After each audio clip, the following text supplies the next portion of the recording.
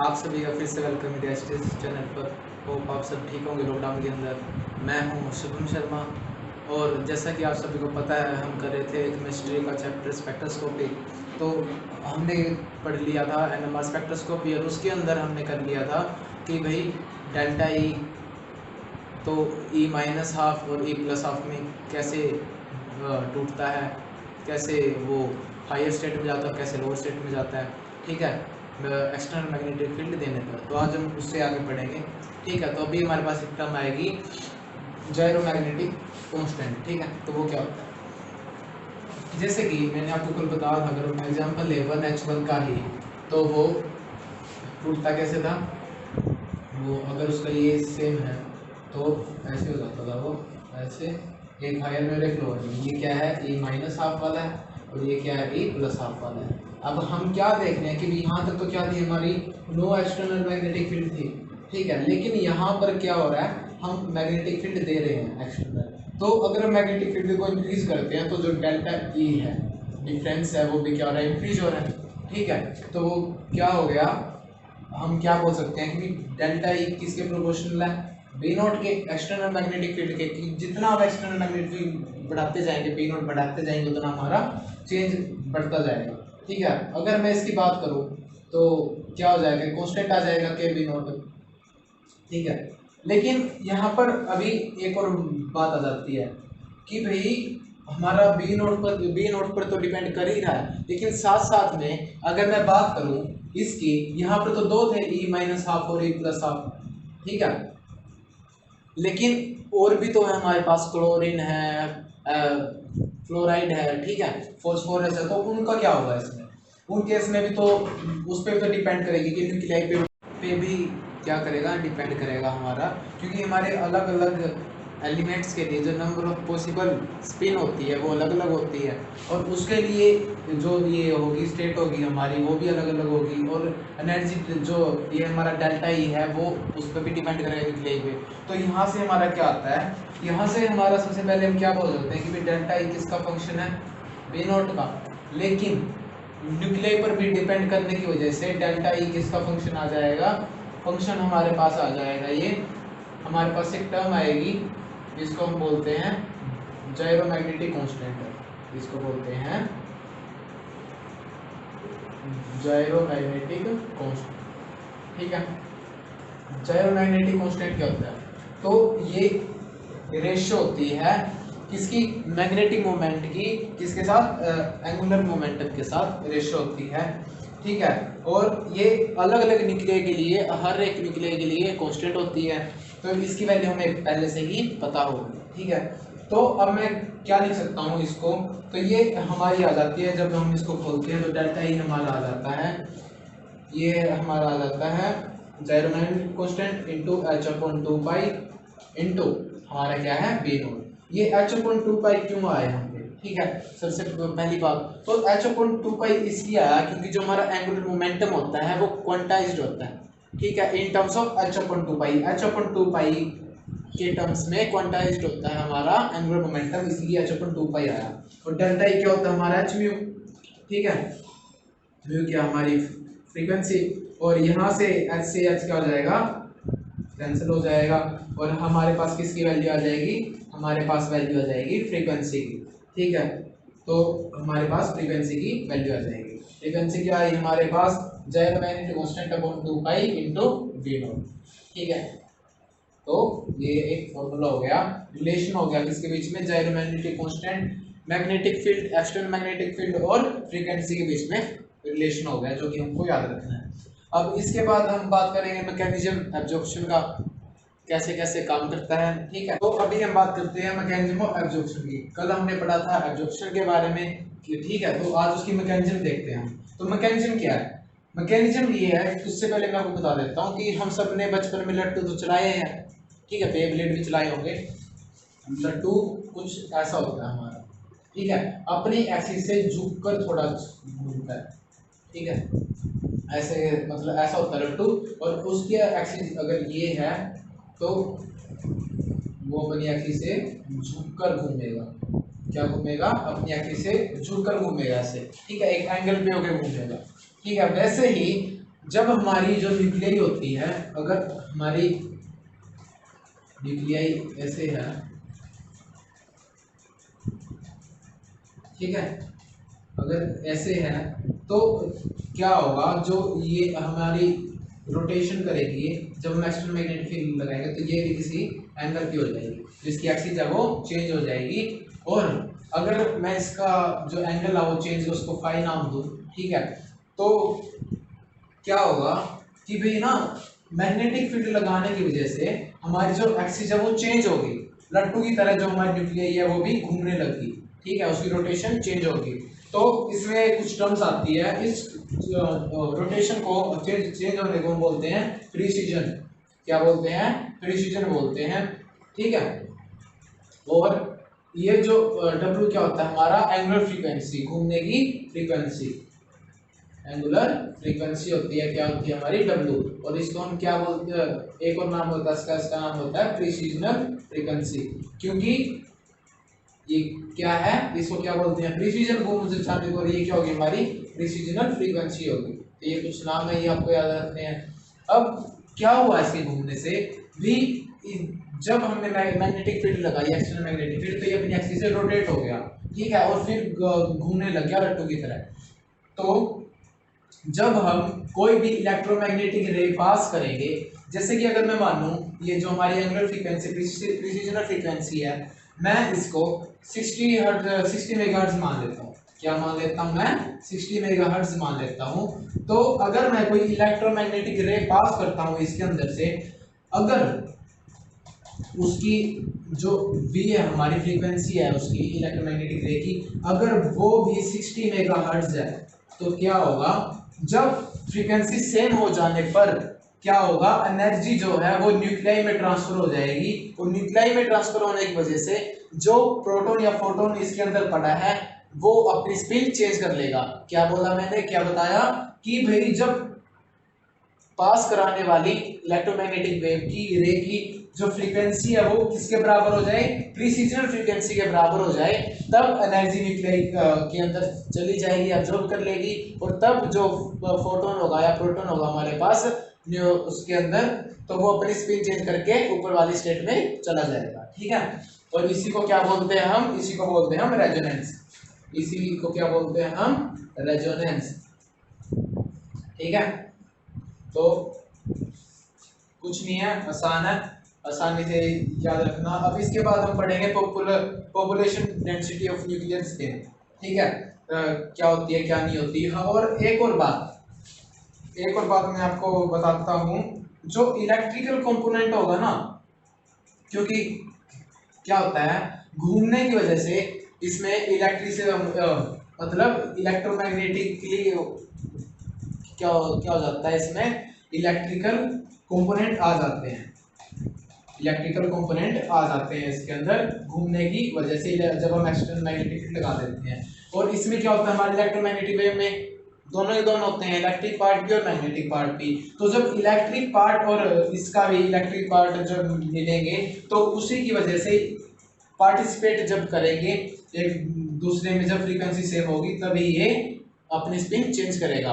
Magnetic part का इसके अंदर कोई रोल नहीं होता, ये आपको याद रखना है कि मैग्नेटिक पार्ट का इसके अंदर कोई रोल नहीं होता, सिर्फ इलेक्ट्रिकल कंपोनेंट होता है, ठीक है, वही काम करता है। अब इसके बाद हम पढ़ेंगे population density of nuclear spin. तो अभी हम बात करते हैं population density of nuclear spin state. तो क्या होता है, पहले हम एक फिक्स रखते थे फ्रीक्वेंसी को, जो कि होती है 60 मेगाहर्ट्ज, ठीक है। तो अगर मैं बात करूं हमारे पास, जैसे किसी न्यूक्लियाई के अंदर अगर मैं 20 लाख 9 क्या मानूं उसके अंदर प्रेजेंट है, ठीक है, तो क्या होता है, जो हमारे एन अपर और एन लोअर होता है, नंबर ऑफ अपर उसमें और नंबर ऑफ लोअर स्टेट में, तो हमारे पास अगर मैं 20 लाख 9 लूँ तो 10 लाख तो होंगे हमारे पास ऊपर वाले में, और 10 लाख 9 होंगे हमारे पास नीचे वाली में, 9 एक्स्ट्रा होंगे नीचे वाली में, ठीक है, ताकि जब हम फ्रीक्वेंसी दे इलेक्ट्रोमैग्नेटिक रे पास करें तो वो एनर्जी लेके जो 9 है वो ऊपर अपनी स्पिन चेंज करके ऊपर जा सके। ऐसे ही अभी हम क्या करते हैं, आजकल हम जो फ्रीक्वेंसी को वो बढ़ाकर 600 मेगाहर्ट्ज या फिर 400 मेगाहर्ट्ज कर देते हैं, क्योंकि जितनी हम फ्रीक्वेंसी इंक्रीज करते रहेंगे, जितना हम मैग्नेटिक फील्ड इंक्रीज करते रहेंगे, उतना ही जो ग्राउंड स्टेट में पॉपुलेशन है वो इंक्रीज होती जाएगी, और उतना ही हमारा ज्यादा चांस होगा कि भाई ज्यादा नंबर अपनी स्पिन चेंज करके ऊपर जा सके। ठीक है, मैंने क्या बताया, जितना हम मैग्नेटिक फील्ड को चेंज करेंगे, ज्यादा करेंगे, उतना ही क्या होगा, उसमें ग्राउंड स्टेट की पॉपुलेशन इंक्रीज हो जाएगी, और हमारे पास ज्यादा नंबर ऑफ चांसेस होंगे कि भाई ज्यादा नंबर में अपनी स्पीड चेंज करके ऊपर वाली स्टेट में जा सके, हायर स्टेट में जा सके। ठीक है, अगर लो फ्रीक्वेंसी में क्या होती है, हमारी लो इंटेंसिटी होती है, और हाई फ्रीक्वेंसी में क्या होगी, हमारी हाई इंटेंसिटी। लो फ्रीक्वेंसी में लो इंटेंसिटी, ठीक है, और हाई फ्रीक्वेंसी में क्या होगी, हमारी हाई फ्रीक्वेंसी में क्या होगी, हमारी हाई इंटेंसिटी होगी। ठीक है, तो ये क्या है, पॉपुलेशन डेंसिटी, जो कि मैंने आपको अभी बताया। तो इसके बाद हम पढ़ेंगे सिल्टिंग एंड डिसिल्टिंग। तो सिल्टिंग एंड डिसिल्टिंग क्या होता है? सिल्टिंग एंड डिसिल्टिंग सिर्फ अगर हम बात करें तो ये सब है प्रोटॉन का खेल, कि भाई जो हमारे कंपाउंड के अंदर प्रेजेंट होते हैं। जैसे कि अगर मैं कंपाउंड लूं, क्या लिया कंपाउंड, मैंने लिया Cl, क्या लिया मैंने, ये अगर मैं कंपाउंड लूँ एक अपना, ठीक है, तो इसमें क्या है, अगर मैं इस हाइड्रोजन की बात करूं तो इस हाइड्रोजन के अराउंड क्या है, हमारे पास बहुत सारे इलेक्ट्रॉन प्रेजेंट है। क्या प्रेजेंट है? इलेक्ट्रॉन प्रेजेंट है। तो उससे क्या होगा, जब हम इसमें से मैग्नेटिक फील्ड पास करेंगे, एक्सटर्नल मैग्नेटिक फील्ड, तो उसकी वजह से इसमें तो मूवमेंट आएगा ही आएगा। ठीक है, साथ ही जो इलेक्ट्रॉन है ना हमारे पास, उनमें भी मूवमेंट आएगा। ठीक है, तो क्या होगा, ये पॉजिटिवली चार्ज है, अगर ये इसकी तरफ अलाइन है तो ये इसके अपोजिट होंगे। ठीक है, तो उससे क्या होगा, अगर मेरी मैग्नेटिक फील्ड ऐसे जा रही थी, ठीक है, तो जब इलेक्ट्रॉन घूमेंगे, ठीक है, तो क्या होगा, करंट पैदा होगा, और करंट पैदा होने से क्या होगा, मैग्नेटिक फील्ड बनेगी। मैग्नेटिक फील्ड बनेगी और ये इसके क्या है, अपोजिट, तो इसको क्या करेगा, अपोज करेगी।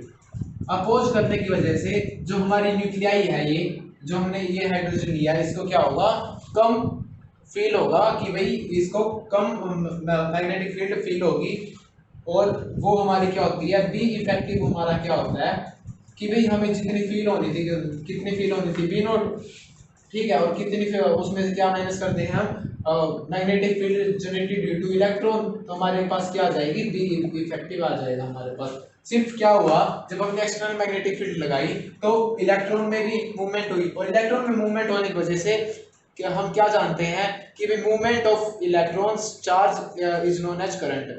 तो करंट पैदा होगा, और करंट के पैदा होने से मैग्नेटिक फील्ड बनेगी, और क्योंकि ये अपोजिट चार्ज के हैं और ये प्लस चार्ज का है, तो ये इसके अपोजिट मैग्नेटिक फील्ड बनेगी, जो कि क्या करेगी, हमारी एक्सटर्नल मैग्नेटिक फील्ड को अपोज करेगी, और अपोज करने की वजह से जो हमारे इसको न्यूक्लियाई को जो फील होनी थी उसमें चेंज आ जाएगा, वो कम फील होगी। ठीक है, तो इसके बाद हम एक और एग्जांपल लेंगे, मैं आपको अच्छी तरह से बताऊंगा कैसे क्या चेंज आता है।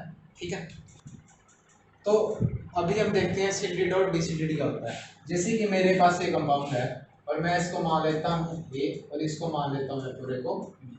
तो क्या हुआ, जो मेरी ए है उसके पास क्या है, उसके आसपास कम इलेक्ट्रॉन डेंसिटी है, और जो मेरे पास बी है उसके पास क्या है, इलेक्ट्रॉन डेंसिटी ज़्यादा है।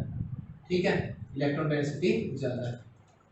तो जब मैं इसमें से एक्सटर्नल मैग्नेटिक फील्ड पास करूंगा, तो क्या होगा, मेरे पास इसमें ज़्यादा इलेक्ट्रॉन पास होने की वजह से जो हमारे पास अपोजिट में जो मैग्नेटिक फील्ड पैदा होगी, वो हमारे पास ज़्यादा होगी, किसके कंपैरिजन में, ए के कंपैरिजन में, और ज़्यादा होने की वजह से जो बी को है वो कम फील होगी मैग्नेटिक फील्ड।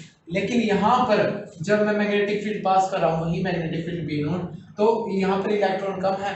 ठीक है, इलेक्ट्रॉन की डेंसिटी कम है, तो क्या होगा, जो अपोजिशन हमें मिलेगा वो कम मिलेगा, किसके कंपैरिजन में, बी के कंपैरिजन में। ठीक है, और इसको ए को क्या फील होगी, ए को ज्यादा मैग्नेटिक फील्ड फील होगी बी के कंपैरिजन में। तो यही होता है, इसी को क्या बोलते हैं हम, कि भाई जो हमारा ए है वो क्या है, डिसिल्टेड है, किससे, इलेक्ट्रॉन से, किसके कंपैरिजन में, बी के कंपैरिजन में, और बी क्या है हमारा, शिल्डेड है, किसके कंपैरिजन में, ए के कंपैरिजन में।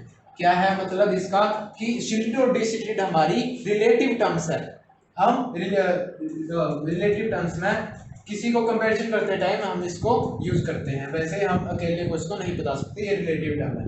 और एक और बात, जितना हम एंगुलर फ्रीक्वेंसी बढ़ाते जाएंगे, जितना हम एंगुलर फ्रीक्वेंसी बढ़ाते जाएंगे उतनी ही ज्यादा हमें इलेक्ट्रोमैग्नेटिक रे पास करवानी पड़ेगी, ठीक है, ये वेव्स पास करवानी पड़ेगी, जिसकी वजह से उतना ही ज्यादा हमें एनर्जी देनी पड़ेगी, न्यूक्लियाई को एब्जॉर्ब करवानी पड़ेगी, जितनी ज्यादा फ्रीक्वेंसी होगी तो एनर्जी क्या हो जाएगी, यहाँ पे एनर्जी भी ज्यादा हो जाएगी। और वैसे ही जितनी ज्यादा हमारी एंगुलर फ्रीक्वेंसी क्या होगी, कम होगी, उतनी ही हमारी एनर्जी क्या हो जाएगी, एनर्जी भी कम हो जाएगी। तो ये आपको याद रखना है, ठीक है। ये था हमारा डिसिल्टेड और शिल्डेड। अब हम बात करते हैं केमिकल शिफ्ट के बारे में। तो केमिकल शिफ्ट क्या होती है, ठीक है, केमिकल शिफ्ट हमारी क्या होती है वो भी हम देखेंगे। तो जैसे कि मैंने आपको बताया, पहले हम क्या यूज करते थे, 60 मेगाहर्ट्ज, ठीक है। जैसे मेरे पास कोई कंपाउंड है, मेरे पास कंपाउंड है CH3Br, और हमने इसकी वो NMR स्पेक्ट्रोस्कोपी चेक करनी है भी कितना भी कितनी दे रहा है, ठीक है। तो हम क्या करते हैं, अगर मेरे पास एक मशीन है जो कि काम कर रही है 60 मेगाहर्ट्ज पे, और उससे जो हमारे पास निकल के आई वो आई हमारे पास 160 हर्ट्ज, ठीक है। और मैंने यही कंपाउंड दूसरे किसी लेबोरेटरी में पास करवाने को, टेस्ट करवाने को भेज दिया, और उसकी जो मशीन है वो किस पे काम करती है, वो काम करती है हमारी 100 मेगाहर्ट्ज पे। तो उसने कितने दी, उसने दी 210 हर्ट्ज। तो क्या हुआ, ये जो चेंज आया, अब हम इसका मतलब चेंज तो नहीं आना चाहिए था, तो ये चेंज आ गया भी। हम अलग अलग मशीन पे काम करें लेकिन हमारी जो वैल्यू है वो वैसे ही रहे, शिफ्ट हमारी वैसे ही रहे। तो शिफ्ट क्या होती है, शिफ्ट हमारी होती है कि भाई जो फ्रीक्वेंसी ऑफ न्यूक्लियाई की जो फ्रीक्वेंसी है माइनस हमारी TMS frequency, frequency of TMS upon क्या होती है, फ्रीक्वेंसी ऑफ हमारी मशीन, जो हम मशीन यूज कर रहे हैं, या फिर क्या बोलते हैं, स्पेक्ट्रोमीटर, ठीक है। अब बात आती है अभी ये TMS क्या है। तो TMS क्या है, एक हमने क्या मान ली, रेफरेंस के लिए एक वैल्यू मान ली। जैसे कि हम 0 को रेफरेंस मानते हैं, 0 को रेफरेंस मान के हम एक साइड +1 +2 और एक साइड -1 -2, क्योंकि 0 क्या है, हमारा रेफरेंस है। जैसे कि फिजिक्स में अगर यदि हमें किसी की वेलोसिटी देखनी है तो पहले हम किसी को रेफरेंस मानते हैं, ग्राउंड को, जिससे कि हम उसकी वेलोसिटी देख सके। वैसे ही हमने एक टर्म मान ली TMS फ्रीक्वेंसी, ठीक है, जिससे हम उसका रिलेशन देख सकें भाई कितना ज़्यादा है या फिर कितना कम है उससे, TMS से। तो TMS होता क्या है, TMS हमारे पास होता है Si CH3 और यहाँ पे भी CH3। तो इस मॉलिक्यूल में, इस कंपाउंड में हमारे पास कोई भी इतना ज़्यादा इलेक्ट्रोनेगेटिव एटम नहीं है, एलिमेंट नहीं है जो कि इनको इलेक्ट्रॉन डेंसिटी को अपनी तरफ खींच सके, जिसकी वजह से हमने इसे रेफरेंस माना। और शिफ्ट निकालते टाइम हम क्या लेते हैं, हमेशा frequency of nuclei minus frequency of TMS लेते हैं, और उसको किससे डिवाइड कर देते हैं, फ्रीक्वेंसी ऑफ स्पेक्ट्रोमीटर से, जिससे कि हमारी जो वैल्यू है वो हमेशा सेम रहे। यदि मैं देखूं तो यहाँ पे हमारा कितना आ रहा, यहाँ पे 160 और फ्रीक्वेंसी स्पेक्ट्रोमीटर क्या थे 60 मेगाहर्ट्ज, ठीक है। और ये किसमें है, हर्ट्ज में, किसके इक्वल, यहाँ पे क्या है हमारा 210 हर्ट्ज आई थी, और किसके अपॉन में 100 मेगाहर्ट्ज क्या हमारी उसकी स्पेक्ट्रोमीटर की फ्रीक्वेंसी। तो ये किसके इक्वल आ जाएगी, ये इक्वल आ जाएगी हमारी 2.7 ppm। ppm इसलिए आई क्योंकि यहाँ पे मेगाहर्ट्ज है, और ये जब ऊपर जाएगा तो क्या हो जाएगा हमारा ppm में इसकी कैलकुलेशन आती है। और इसी को हम क्या बोलते हैं, इसी को हम बोलते हैं केमिकल शिफ्ट, कि भाई जो TMS से हमारा TMS की वैल्यू से कितना डिफरेंस या फिर कितना शिफ्ट हुई है, किसकी वैल्यू, फ्रीक्वेंसी ऑफ न्यूक्लियाई, वो कितनी शिफ्ट हुई है, वही हमारी क्या है, केमिकल शिफ्ट। उसी को हम केमिकल शिफ्ट बोलते हैं। और इसको हम किस किस में नोट करते हैं, इसमें हम इसको हम डेल्टा या फिर पीपीएम में नोट करते हैं value, in terms of value. इसमें डेल्टा में, यूनिट्स में, या फिर पीपीएम यूनिट में इसको लेते हैं। और यदि मैं बात करूं आपको इसके ग्राफ की, मतलब एक स्केल की जिससे हम इसको कैलकुलेट कर सकते हैं, तो क्या होता है हमारे पास एक स्केल होता है, वो स्केल होता है ऐसा कुछ, ये होता है 0, -1, -2, +1, +2, +3, +, ठीक है।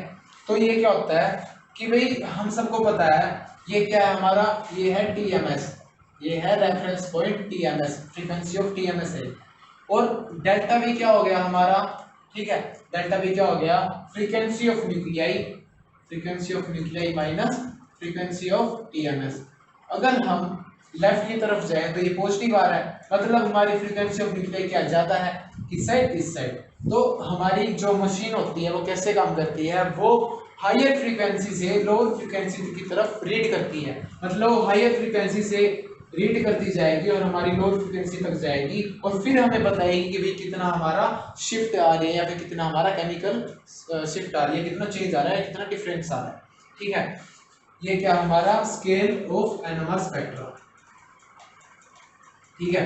क्या निकालेंगे, ये केमिकल शिफ्ट निकालेंगे, ठीक है, ऐसे होता है। और जो हमारी मशीन होती है NMR मशीन, वो left to right, higher frequency to lower frequency read करती जाती है, ताकि वो केमिकल शिफ्ट बता सके कितनी। तो आज के लिए इतना ही, कल हम दोबारा आएंगे और करेंगे आगे। कल शायद कंप्लीट हो जाएगा आपका NMR स्पेक्ट्रोस्कोपी भी, तो आपका सब कुछ कंप्लीट हो जाएगा स्पेक्ट्रोस्कोपी में, ठीक है। अगर कुछ ना समझ आया हो तो कमेंट कर देना, ठीक है, लाइक कर दो, सब्सक्राइब कर दो। थैंक यू देखने के लिए।